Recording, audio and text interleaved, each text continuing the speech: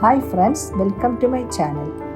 ഇന്ന് നമ്മുടെ യാത്ര ഡൽഹിയിലെ കുത്തബ് മിനാർ കോംപ്ലക്സിലേക്കാണ്.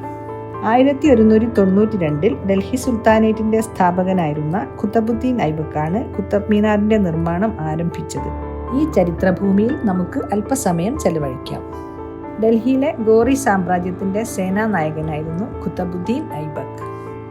ഗോറി സാമ്രാജ്യത്തിന്റെ സ്ഥാപകനായിരുന്ന മുഹമ്മദ് ഗോറിയുടെ മരണത്തെ തുടർന്നാണ് ഖുതബുദ്ദീൻ ഐബക്ക് ഡൽഹിയിൽ ഡൽഹി സുൽത്താനേറ്റ് അഥവാ അടിമവംശം സ്ഥാപിച്ചത്.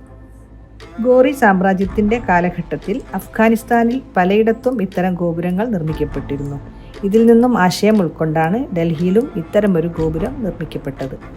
5 നിലകളുള്ള കുത്തബ് മിനാറിന്റെ 1ാമത്തെ നിലയുടെ പണി പൂർത്തിയായ ഉടനെ ഖുതബുദ്ദീൻ ഐബക്ക് മരണപ്പെട്ടതിനെ തുടർന്ന് മകളുടെ ഭർത്താവായ ഇൽതുത്മിഷ് ആണ് മറ്റു നിലകളുടെ പണി പൂർത്തിയാക്കിയത്. ഇഷ്ടിക കൊണ്ട് നിർമ്മിച്ച ലോകത്തിലെ ഏറ്റവും ഉയരം കൂടിയ മിനാരമാണ് കുത്തബ് മിനാർ.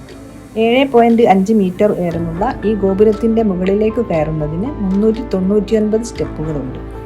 ചുവന്ന ഇഷ്ടികകൾ കൊണ്ട് നിർമ്മിച്ചിരിക്കുന്ന ഇതിന്റെ 1ാമത്തെ നിലയിൽ അറബി വാചകങ്ങൾ കൊത്തിവെച്ചിരിക്കുന്നത് കാണാം. യുനെസ്കോയുടെ വേൾഡ് ഹെറിറ്റേജ് ലിസ്റ്റിൽ ഉൾപ്പെട്ടിട്ടുള്ള ഒരു നിർമ്മിതിയാണിത്.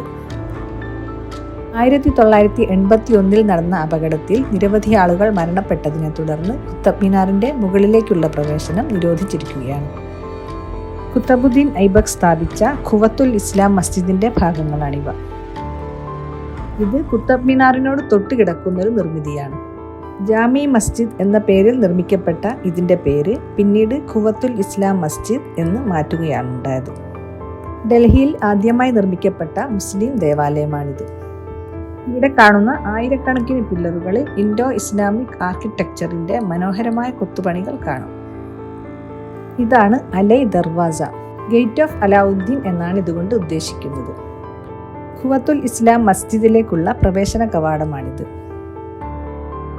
1311 അലാവുദ്ദീൻ ഖിൽജിയുടെ കാലഘട്ടത്തിലാണ് അലൈ ദർവാസ നിർമ്മിക്കപ്പെട്ടത്. ഇതിന്റെ തൊട്ടടുത്തായി കാണുന്നത് ഇമാം ജമീനിന്റെ ഖബറിടമാണ്. മുഗൾ ചക്രവർത്തിയായിരുന്ന ഹുമയൂണിന്റെ കാലഘട്ടത്തിൽ ജീവിച്ചിരുന്ന ഒരു മതപുരോഹിതനായിരുന്നു ഇമാം ജമീൻ.